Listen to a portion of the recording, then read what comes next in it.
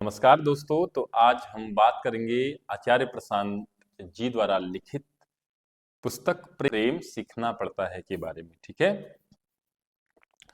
तो जो असल प्रेम है, जो केमिकल का लोचा नहीं है, जो अट्रैक्शन नहीं है, ठीक है, जो सही में जो सबसे ऊंचा प्रेम है या जो परम प्रेम जिसको बोला गया है ऋषियों द्वारा, जो एक साधारण प्रेम हो जाए, जो लोग भाषा में हम बोलते हैं, उस प्रेम की बात नहीं चल रही है। जो सही में प्रेम होता है यानी परम प्रेम, उसकी बात चल रही है।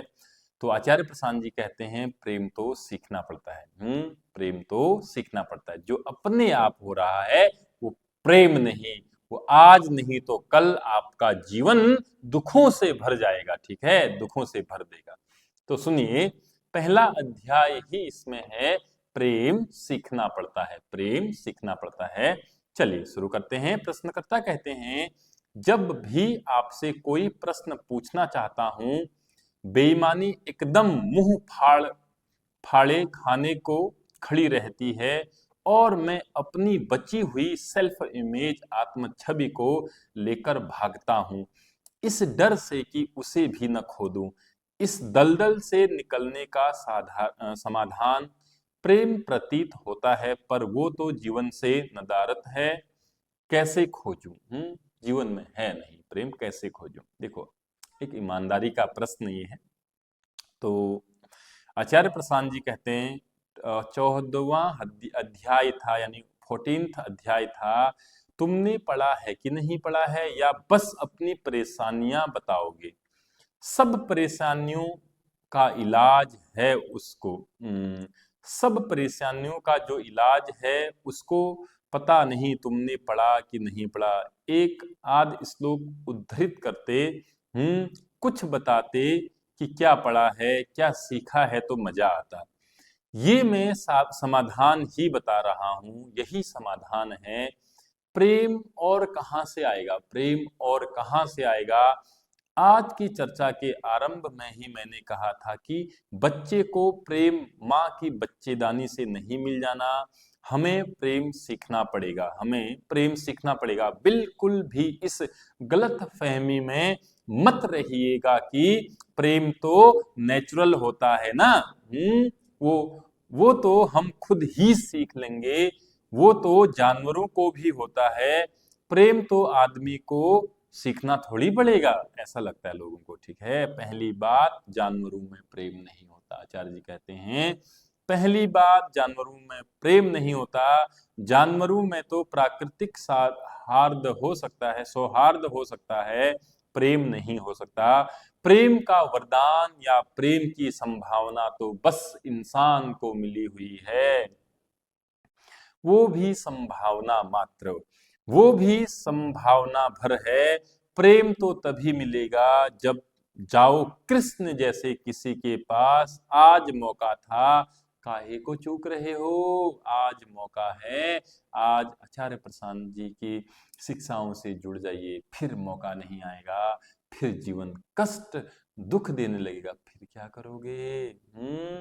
अगर दुख दे भी रहा है जीवन, तब भी आचार्य जी के साथ हो लीजिए। हमारी जो रोजमर्रा की उलझने होती हैं, उसको अगर आप धीरे धीरे सुलझाने चलेंगे तो सुलझने वाली नहीं है।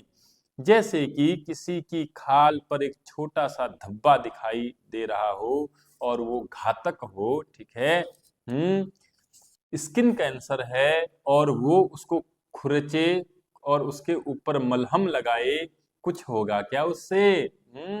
उसका सीधा इलाज कुछ नहीं है, वो सिस्टमेटिक डिसऑर्डर है। उसके लिए पूरे तंत्र का इलाज करना पड़ेगा, पूरे तंत्र का इलाज करना पड़ेगा।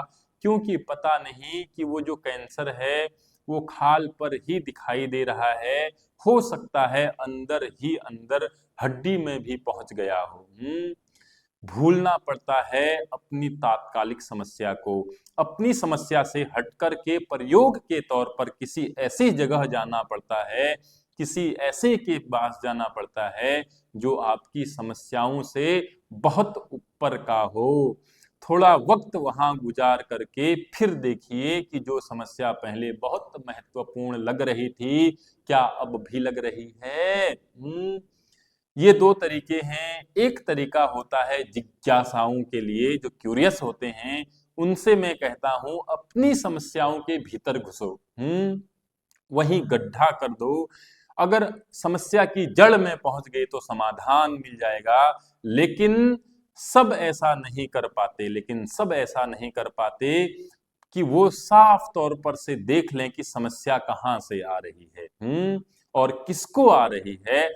तो दूसरे तरीका होता है कि समस्या से बिल्कुल दूर हट जाओ, किसी दूसरी जगह पहुंच जाओ जो तुम्हारी समस्या से बहुत ऊपर का हो, और वहां बैठकर फिर बताओ कि तुम्हारी समस्या कितनी बड़ी है। ठीक है, दोनों ही तरीके उपयोगी होते हैं। काल और स्थिति पर निर्भर करता है कि आपके लिए कौन सा तरीका चलेगा। आपकी बात जहां तक पढ़ रहा हूं, ये जो प्रश्न करता है, आपके लिए शायद यही उपयोगी है। ये जो आपने अपनी समस्याएं लिखी है, इससे थोड़ा दूर हो जाइए, कृष्ण के पास चले जाइए। अभी कृष्णत्व का माहौल है, पढ़ लीजिए गीता। आचार्य जी कह रहे हैं, अभी स्वयं कृष्ण तुम्हें गीता पढ़ा रहे हैं, पढ़ लीजिए गीता। कोर्स में आपने इनरोलमेंट किया है ना, इनरोल किया है ना, उसका लाभ उठा लीजिए। हो सकता है उसके बाद जो आपकी समस्या है वो आपको बहुत बड़ी लगे ही ना। ठीक है, तो अभी आचार्य प्रशांत जी प्रेम सिखा रहे हैं, श्रीमद् भगवत गीता लाइव सिखा रहे हैं। अगर आप अभी तक नहीं जुड़े हैं तो कृपया इनरोल कर लीजिए श्रीमद् भगवत गीता में।